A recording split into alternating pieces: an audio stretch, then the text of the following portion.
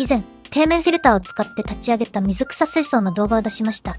立ち上げから3ヶ月が経過してだいぶ雰囲気も変わったので、その間にやってきたことをご紹介しようと思います。どこ？こっち？もっと右奥じゃないか？こっち？違う。あ、エビだった。こっち？うん。どこよ、もうわかんない。ここでいいの？どこ？底面フィルターは場所を取らない上に安くて安全ですし、うまく使えば最強の水草水槽ができるんじゃないかと目論んでおります。どこかの誰かの参考になれば幸いです。ぜひ最後までお付き合いください。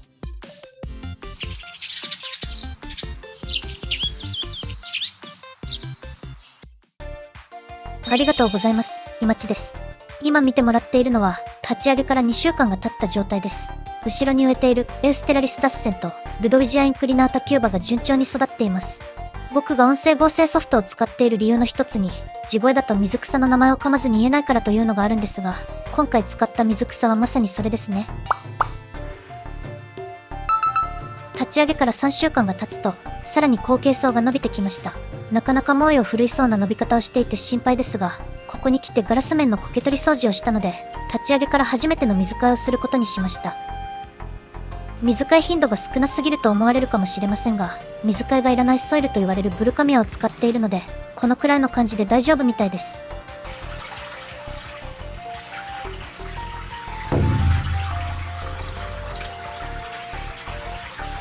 立ち上げから1ヶ月が経ったので、生態を追加することにしました。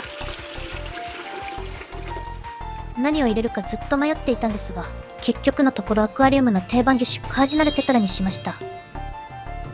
ちなみに50匹入れてます。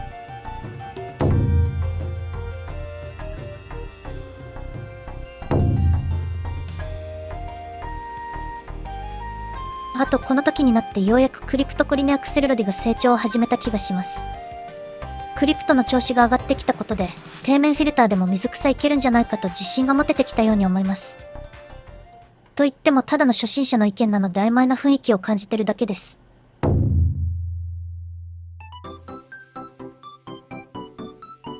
それから1ヶ月が経ちました。立ち上げからは2ヶ月が経過しています。相変わらず後継層はじゃんじゃん伸びてきているのですが、思いのほか成長していないのがこいつです。エキノドルステネルスって手がつけられないほどランナーを伸ばして水槽の中を支配するイメージがあったのに、ほとんどランナーを出しておらずちょっと心配しています。枯れているわけじゃないし、葉っぱの色も変じゃないんですが、意外に成長してくれていません。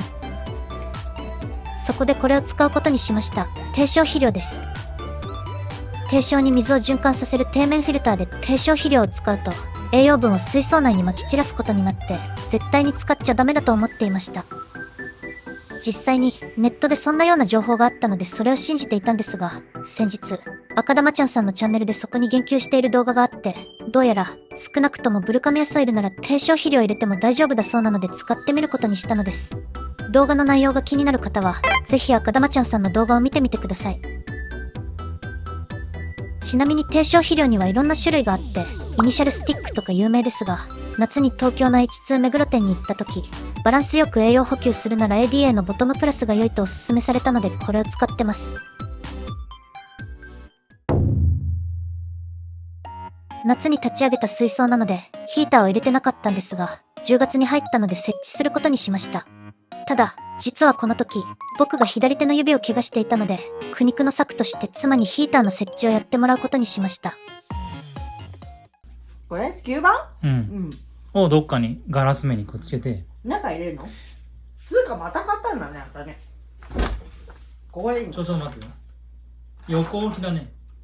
これ手前じゃないとできないよ、これ。奥。奥ってこっちってことでしょ？糸は無理だよ、これは。ここ手入れんの？やだー。やだ、冷たいじゃん。だからヒーターで温めるんだよ。やだよー。どこまで入れるのこれ？一番下ぐらいまで。臭くない？入れたらかぶって食べられちゃいます。どこまでいっちゃっていいのこれ？草は？草の裏だよ。いやだからどうしようこいつが来たらどうしよう。貝が来たらどうする？貝何もしないよ。ちょっと偉いとこに置くね、しかし。どこ？こっち？もっと右奥じゃないか？こっち？違う。あ、エビだった！これさ、草が邪魔で無理なんだよ。じゃあさ、コンセント使えばいい。ねダメだこれ、火つかない。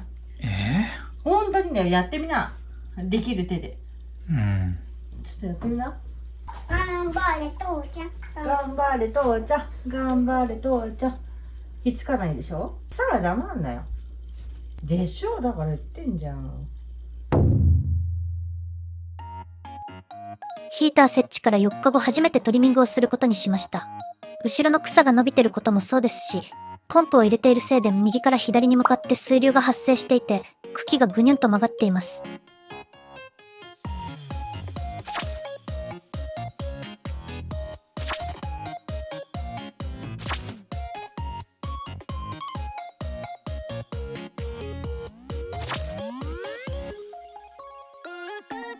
初めてのトリミングなので一応差し戻ししておきます。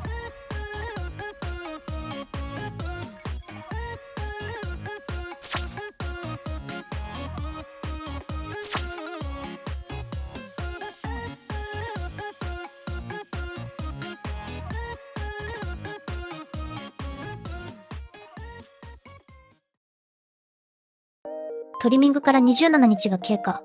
立ち上げから3ヶ月が経ちました。エキノドルステネルスは相変わらずランナーを出してくれません。前に一度30センチキューブで育てた時は手がつけられないくらい猛威を振るっていたんですが、この水槽の何が原因なのか未だにわかりません。底面フィルターがテネルスに合っていないとも考えにくいですし、特別に強い香料を求めたりとか、たくさんの二酸化炭素や栄養を要求する水草じゃないと思うので、割と謎です。とはいえ、溶けたり枯れたりしてるわけじゃないので、気長に待ってみようと思います。代わりにってわけじゃないんですが、バリスネリアナナがめちゃくちゃ増えまくってきています。バリスネリアもランナーで増えるらしいのですが、実は初めて育てた水草だったので、どんな感じに成長するのかよく分かっていませんでした。ワンポイント的に密生してほしくて植えたつもりなのに、水槽を一周する勢いで増えてきていてちょっと困っています。これは多分、ランナーを切ったりして調整しないとダメかもしれないですね。そしてこの水槽、大量のレッドラムズホーンが生息しています。僕はスネール撲滅派じゃないので、ラムズホーンはわざわざ購入して、家にある全ての水槽に入れているんですが、どうもこの水槽のラムズホーンは繁殖力が強いのかなんなのか、他の水槽より異常に数が多くなっています。カージナルテトラ50匹入れたので生体の数が割と多くなっていることが原因なんでしょうか。ラムズホーンが増えやすい水槽、増えにくい水槽など、僕がまだ把握できていない要素が何かありそうです。クリプトコリネアクセルロディは順調です。クリプトの後ろに添えていたハイグロフィラピンナティフィダも流木に活着して少しずつ大きくなっています。溶岩石に巻きつけて流木の裏に置いておいたニューラージパールグラスはほとんど成長していません。もしかするとヤマトヌマエビの食害に合っているのかもしれないです。